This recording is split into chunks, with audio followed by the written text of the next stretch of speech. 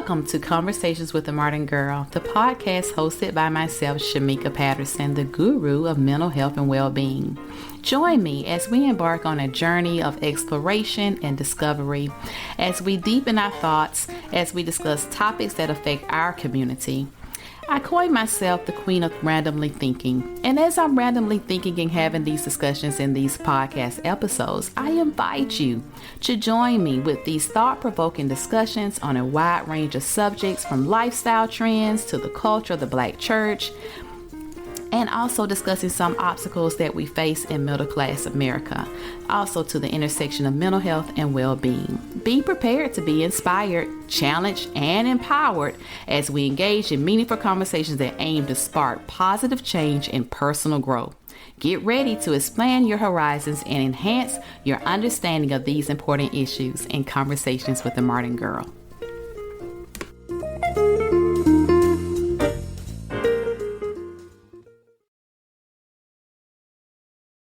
Thank you so much for joining me with Conversations with the Modern Girl. We have Coach Lee with us today. I am so excited, not only to have Coach Lee, but because it is International Women's Day. And I feel like this is the perfect fit to have her to come on and talk to us about her coaching services, her path to getting to that service, and also talking about accountability and productivity. I think those are some things that will help us fine-tune some things in our lives. A lot of us have a lot of dreams, aspirations, and we find ourselves putting that on hold because we put everything and everyone in front of that. But if we can get things focused correctly, hold ourselves accountable, our productivity can increase, and we can start our journey to live our best life. As my motto, live life out loud. That's what we are working on this year, and this is where we're going. So welcome, Coach Lee. Thank you for having me. I'm Oh, doing great. great, wonderful. Could you just tell the listeners about your background and then how you came into this coaching role, and what was your, objectives or thoughts or process of what it is you want to accomplish doing this? So I am Coach Lee, criminal defense attorney by day, productivity and accountability coach, like I like to say honestly throughout. I'm all about empowering women, especially those women in corporate, to find that hidden time in their day, time they can use to pour back into themselves as they pursue their goals, their purpose, and their life passions while still maintaining their their current responsibilities. Because like you said, as women, this is International Women's Month. It's International Women's Day. Like, we play so many different roles in life that oftentimes we neglect ourselves when we put ourselves on the back burner in pursuit of all these other things and these other people. And excuse me, my journey here was honestly accidental. For years I used to do like health coaching, like through like Beachbody, like Insanity, P98, like those programs. And in the course of doing that, people were like, you're motivating, you're encouraging. I'm like, duh, I'm doing health coaching. They're like, no, like outside of that, like you should be a life coach. And I'm like, no. Funny, I used to say, I don't have time for that. Then the pandemic happened and, the world shut down. And thankfully I didn't lose my job, but we're also not doing criminal trials because we're not gathering people together. And so, we were sent home to work. And because we weren't doing trials, my job was pretty much like, we don't need you logged on from 8 to 5. We understand that people, lives are changing. Like, long as your work is done, do what you need to do. So for me, every day at about 12 o'clock, I'm like, well, I've done 8 hours of work because no one's distracted me. Like, okay. But there were so many books and puzzles and walks I can go on. I'm like, I need something else. And so those thoughts started coming back to me. And then I started looking it up. I made it halfway through like a coaching video because I'm like, if I'm going to do it, I'm going to do it right. Like, let me get some training on how to coach. I made it halfway through a coaching video, and that video was all of 5 minutes, if that. And I'm like, oh, I see now what they saw. Yeah, Let's look more into this. Naturally for you. Yes. Yes.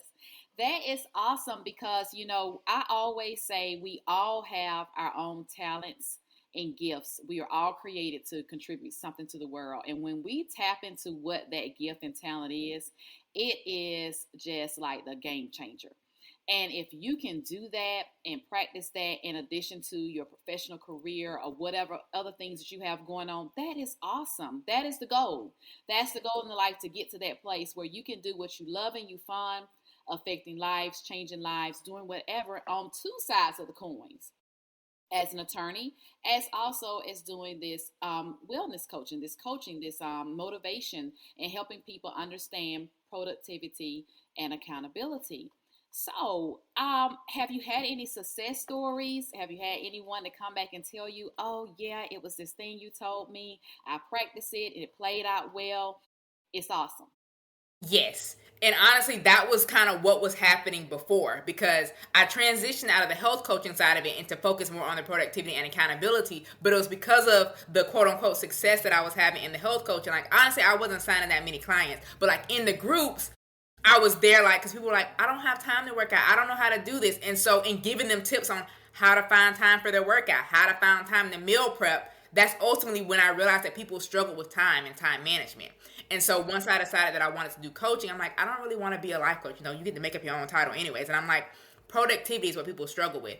And I see that a big part of that comes with accountability. So, really, it's been something that people have been saying, like, hey, remember when you told me how to time block out my day? Remember when you told me to make this to-do list? Like, that's been changing. Like, that's changed my life. That's helped me out. So that was kind of happening before getting into coaching. And then as I was kind of going through the coaching certification process, I reached out to a couple of friends like, hey, I'm looking to get into coaching. Basically, can I be your coach for free? And you critique me on what can I do, what can I improve, as well as like the coaching program. So I guess essentially like beta coaching, but I didn't even know that was a thing. I just reached out like, hey, I'm gonna coach you for free. You tell me if it's working, as well as give me critiques on like how my sessions are structured, things like that, and where and what I can improve on. That's awesome. I like that. And I like the way your friends showed up for you and allowed you to do that and then gave honest feedback back to you so you could know, what you need to tweak or what you need to add to and or take away from. So those are good things to consider, having a circle of friends, guys, that will help you and hold you accountable. Something else that you talked about is about carving out or blocking out that time. That is Yes. something many of us struggle with. I am one. If it's not in my calendar, I am going to forget. I am coming to realize that's my life now. It has to be in that calendar. And once I check that off, I feel so accomplished. And I have found myself to where I would start my week. Okay, what is the goal for the week? And so I felt like breaking it down that way didn't make me feel so overwhelmed because I want to do so many different things. And I would find myself just shutting down because I just didn't have time. I just was too tired. I felt like, well, it's Wednesday and I still haven't done it. So I don't know. So I think that is where a lot of people kind of find that hiccup at holding themselves accountable enough to first put the stuff in the calendar, carry it out, you know what I'm saying? And then realize and see the how your productivity increases as you continue to do that and build that habit. That's great. So, can you share some of your insights on how to identify and prioritize our most important tasks and goals? Like, what strategies do you recommend for aligning our daily activities with our long-term aspirations? Number one, understanding that no week is created equally. Though you might do the same thing every week, you still not doing the same thing every week. So if I look at me, day job, criminal defense attorney, Monday through Friday, I go to work. I go to work at the same time, I come home at the same time. But there are weeks that I have, like, for example, next week, I was planning out my week for next week. I don't have court at all next week, which means it's mostly an office week. So I can get a lot of stuff done in the office. There are weeks that I go to court every day or almost every day. There are times when I'm in trial. Trial means I'm pretty much in that courtroom roughly 9 to 5, 9 to 4-ish. So though every week is the same, every week isn't the same because what's in it isn't the same. So like how you were talking about like when you were making your calendar and making your to-do list and then you were getting halfway through the week and it was like getting frustrated that things weren't done. Right. That might not have been a quote unquote normal week. So we have to look at our capacity. So what I would say that when you're looking to identify like what's important, look and identify what's important this week because we have things that are important in general and then we have things that are important as an overall focus for the month, but that doesn't mean that necessarily this week I have to focus on that thing. So being clear on understanding what is the priority generally speaking, so that once you start getting more specific about it, whether that means like if you're looking like your overview for the month or if you're looking at your weekly plan or even if you're getting as specific as looking at your day, being able to say, is this thing important today based off of what else is on this calendar? I like that because I was having a conversation with my sister just on Friday. She was talking about how overwhelmed she was feeling. Her daughter is graduating this year. There was FAFSA information she needed to fill out. So many things were just coming at her. And I told her, okay, just stop, take a breath, and just know you have a lot of time to get that done. Let's not look at that today. Let's put that on for next week. And when you start to do it next week, make sure you, number one, eating.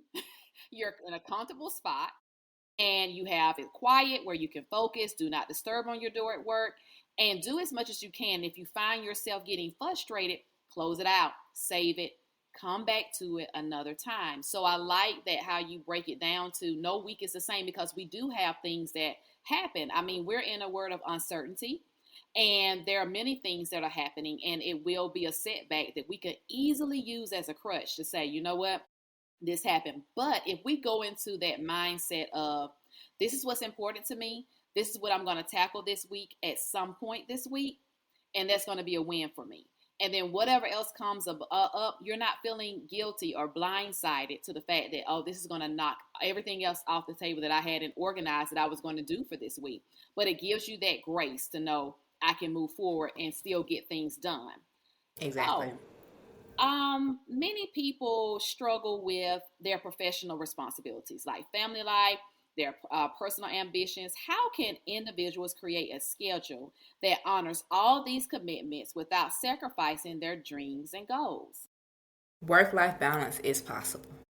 Now, what work-life balance means and looks like to you or for me might be different, because there might be those seasons where work is the priority. Not saying you're going to completely neglect your family, but you might have to give a little bit more focus to work. Like, for example, if I'm using the trial example, or, if you're pushing for this specific goal or the specific milestone, I guess you could say, that has a deadline.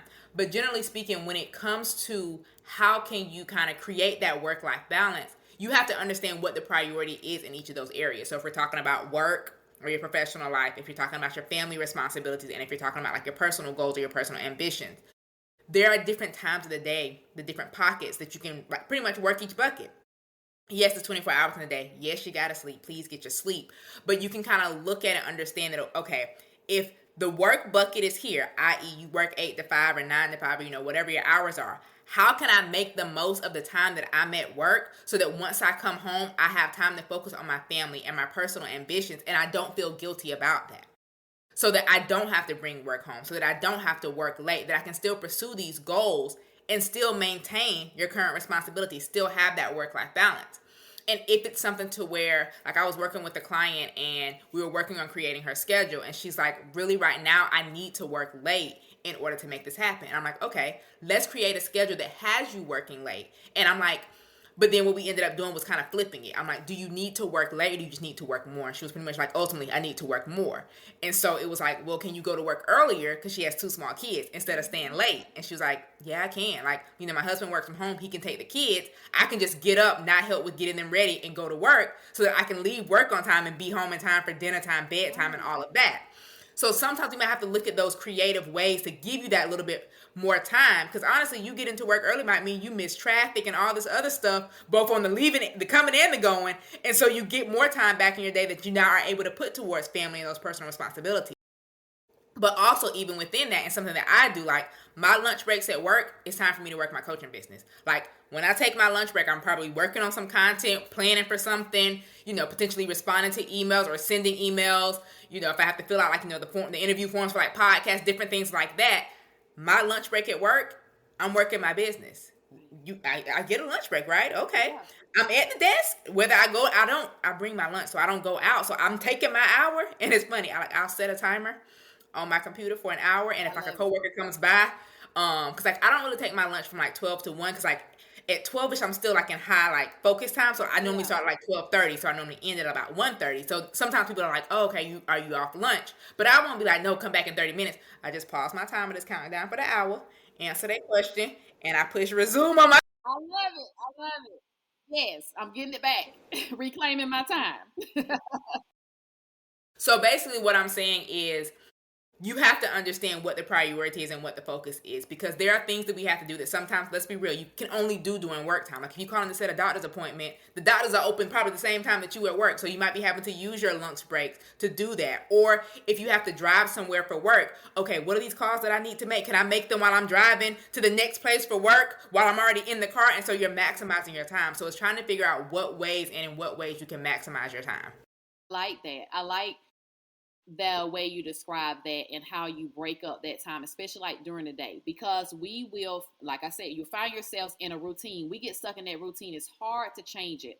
But being a mom, I learned that early rising was my friend. Early rising was my friend. It helped slow down the day versus me getting up late and hit the floor running all day long, nonstop until the end of the day when everyone else is asleep and I'm still going. And I found myself experiencing burnout more. So when I started rising a little bit earlier, giving myself that extra time, it slowed down the day and I was able to get more accomplished. So that is very, very much so true. I also feel like understanding the importance of what it is you want. How bad do you want it? That. Are you doing the work? That's something I talked about on my Sunday night live the other week. Are you doing the work? And so in doing that work, it's like you're saying, it's scheduling that time. It's understanding what it is that's important to you and making a list of how are you going to do it for that week or that month, and setting that goal and sticking to it. And then seeing on the other side that the productivity behind your work and your efforts, hoping that will ignite a fire in you to keep going. And once you push that bar a little higher, you set a higher goal and you accomplish that and you keep growing, keep going, keep going, keep going. And the next thing you know, if you accomplish so much more than you probably thought you could ever accomplish. So I like that. I like that. You're creating momentum. That's right. That's right. And I don't think people look at it like that, Coach Lee. I don't think they look at it like building this momentum. I think they look at it like stop, go, stop, go. Well, you want to think about a locomotive, how it starts off and then it picks up speed, and a running train is going. It's going. It's not slowing down. It takes a lot to make that train stop. And that's how we have to be when we're chasing after what it is that we want. Outside of building somebody else's dream at a corporation or organization, we got to think about those dreams and those things that we have within us that is just as important. And we got to find ways to make that happen. I like that. It is encouraging me. It's encouraging me to continue on this path of setting these goals each week and working diligently towards it, carving out time, and then rewarding myself for getting it accomplished. So I like that. I like that. So how can we cultivate a mindset that encourages persistence in pursuing our dreams despite the demands of everyday life? What role do you believe self-discipline and motivation play in mastering time management? So first, when it comes to like cultivating that mindset, mindset is your belief system. And a thing that I like to say a lot is if you change your perspective, if you change your mindset, you'll change your life. Right. Perspective is how you look at things. So if you can change the way that you're looking at it, whether that's productivity, procrastination, time management, the ability to pursue your goals, whatever it is, losing weight, eating healthy, like literally anything, if you change how you're looking at it, that means you're going to now change the way you think about it, which is the mindset aspect. So if we're talking about cultivating a mindset, we're talking about changing our thoughts essentially. And so when it comes to changing your mindset around your dreams, do you believe that you can actually hit the dreams that you're setting or hit the goals that you're setting, going after the dreams, pursuing those dreams? Because if you don't, then your life isn't going to change. So when we're talking about the everyday demands of your life, if you change your perspective, if you change the way you're looking at the goals that you're setting, your ability to pursue them, the work that it takes to get there, then you're going to change how you think about it, which means in changing how you think about it, ultimately your life is going to change. Hopefully and prayerfully for the better, because you're not pursuing those things. And so when it comes to like that self-discipline and that motivation, let's be real. You're not going to always be motivated to do something. Exactly. But that's where discipline comes in. Yes. That's where that determination comes in. You talked about like that momentum that we're building, like that locomotive. Like once you get a locomotive going, that's what I say, don't stop on the tracks, because that train ain't gonna be able to stop in time to avoid you. That's right. But if we keep going with this stop, start mindset and mobility, how much harder is it after you stop doing something that you got consistent at to pick it back up? It gets rough. So if we stop trying to be motivated all the time and instead be disciplined and just decide and commit to it and be willing to be consistent, then at that point you'll build the discipline. Like when I first started working out, I was like, I don't like stretching, so I don't stretch. Then I started, because I knew I needed to, like, incorporating stretching, and then I found a couple of stretches that I like, and I'm like, okay, I'm going to change the way I think about it. I like to stretch. Stretching is good for me. Stretching, it gets rid of some of that soreness, so I don't have that delayed onset muscles soreness the next day. So if we start changing it, and so now I'm to the point that if I don't work out for one day, so pretty much at this point in my life, I basically work out 7 days a week. Now that doesn't mean it's hardcore. It could be a walk or a run versus a lifting session, but I'm to the point that now if I don't work out every day, unless I'm traveling or something like that, I feel it. And I don't mean I feel like, oh, my body feels sore. It's just like I feel it in terms of my energy, because working out for me is part of like giving me energy and it's fueling me. So I think we have to stop looking for motivation and instead be willing to be disciplined and be determined. And like my phrase for this year is, I'm determined to stay committed. Or no, wait, is that it? I'm determined to stay committed and disciplined. Nope, that's not it. I'm committed to stay consistent, and I'm determined to stay disciplined. Because we have to commit to something in order to be consistent. And we have to be disciplined enough and determined enough to keep showing up. That's where the motivation eventually comes in, because sometimes I'm disciplined enough to work out. I don't necessarily always have the motivation to start it, but once I get going, momentum kicks in and I'm like, okay, I can get through this. I can do this. This isn't that bad. Yeah. And you feel so good afterwards because you did it. And I always say that everything you want in life is on the other side of the discipline. It really is. That the difference between you and someone else that you may, look to or look up to, that may be a celebrity or someone, in your community, or someone that you see that has gotten to where you would like to be in life, in whatever endeavor that may be. The only difference between you and them is discipline. It is discipline and commitment. Holding on to what it is that you want to accomplish in life and challenging yourself to carry it out, to carry it all the way through. And that does take discipline. It takes this, because no one's going to motivate you. No one is going to rally behind you. No one's going to remind you, hey, did you do this? Hey, did you set up your podcast? Hey, did you do content this week? No one's going to do that. No one is going to care about your business and your business, which is your baby, but you. So you got to stay on it. You got to stay on it. You got to stay committed. You got to go and roll with the flow, and you got to be disciplined to make sure it's carried out. I love it. And I love the changing your thoughts. Changing your thoughts, that perspective of how you look at things will help you, change what you think about the situation. It'll help motivate you as well. That self-talk is always good. I always tell my clients to self-talk. It's okay. It's healthy to do that. And to also give yourself some self-love. Be forgiving of yourself, and start again. Instead of being harsh, forgive yourself, love on yourself. Remind yourself why you're doing it, what it is for, the purpose and what it is for. I love it. I love it. Now, you have a book coming out soon. It's out. Coming out. It's out already. Oh my God. Lee's Laws of Productivity is out now. You must go and get it. Is it on Amazon? Did I say it was on? Yes. Yes, it is on Amazon.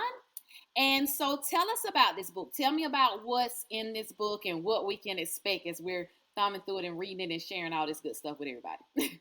So Lee's Laws of Productivity is basically, obviously it's about productivity, but it's about simplifying productivity, because my whole thought process is that people overcomplicate productivity. They overcomplicate getting things done. We do a lot of stuff every day, but are you doing stuff that, like you were talking about, moves you closer to your goals, that is pushing you in the direction that you want to go? Or are you just doing stuff to just do stuff because you feel like you need to be busy and doing stuff? And so Lee's Laws of Productivity is, like, as I said, it's like your ultimate guide to productivity and getting things done. It's simplifying productivity with 3 simple laws: look, examine, and execute. So Lee turns into an acronym. Love it. And it walks you through how to kind of approach productivity from the beginning all the way to the end. So essentially, it's what I do in one-on-one coaching, it's what I do in working with my clients, but it's a framework that if you're a person, like, especially if you're a self-starter, you can read it and take action, because there's no one way to be productive. There's no one way to get things done. So even in the book, as I walk you through and talk you through it, I'll talk about things that might have worked for me now, but I might also talk about things that might have worked for me in the past that no longer work. Because ultimately, productivity and the only way to really be consistent in being productive is finding what works for you. Because what works for you might not work for me and might not work for, you were talking about your sister earlier, or anybody else. So it's all about finding what's specific and unique to you to help you to get done what you need to get done and get to the place that you're looking to get in life. This is the blueprint. She is giving you the blueprint. It's no excuse. It's only one Coach Lee. She can't hit all 50 states at one time. So she has given you the tools to do it, to get it done, the blueprint to hold yourself accountable, have productivity, and to work diligently towards your goal. She's casting that net really wide with this book. So it is available on Amazon. You can go and get the book. Is it also on we can download it to Audible or anything like that yet? No, I got to figure out how to do the Audible version because I want to read it. I don't want nobody else to read it. I So I know. have to figure out how to do Audible. It's on my to-do list, but it's kind of at the bottom. I need to put it back at the top. But that's okay. We can read it and we can see it for ourselves and we can apply it and we can tell a friend to tell a friend to tell a friend about Coach Lee, the wonderful work that she is doing. I applaud you. I admire you. Thank you so much for your time. Is there anything that's coming up that you would like to share with the listeners that they can participate in or check out or be on the lookout for you in? At the end of this month, March 29th, not sure exactly when this drops, I'm going to be doing a master class called Master Your Mornings. We were talking all about getting yourself together, getting your schedule together. And because it's International Women's Month, I want to make sure that I'm teaching and showing you how to master your mornings, because how you start your day can very easily set the tone for your day. Yes, I'm not saying you can't change your thoughts like we talked about, but oftentimes the way we start our day, if you're running behind, if you're late, if you're distracted, if you're X, Y, and Z, that flows throughout your day. So Master Your Mornings is going to be a free masterclass. And basically we're going to walk through how you can create and define what your morning routine will look like that's going to help you to set the tone for your day. Okay, you heard it here on Conversation with the Modern Girl. Go out and get the book. Go on Amazon and get Lee's Laws of Productivity. Also, be looking out for her master's class where she will be teaching and coaching and giving you the tools to master your own fate. That's what it is. That's what we're doing. I thank you so much, and I know the listeners enjoyed every moment of this. Thank you so much for your time, so much for your dedication, for your work that you do professionally as an attorney, as well as your work that you're doing to help these people understand their productivity and accountability. Thank you. Bless you for your time. Let me know if there's anything I can do for you. This has been wonderful. You take care and enjoy the rest of your month. Thank you.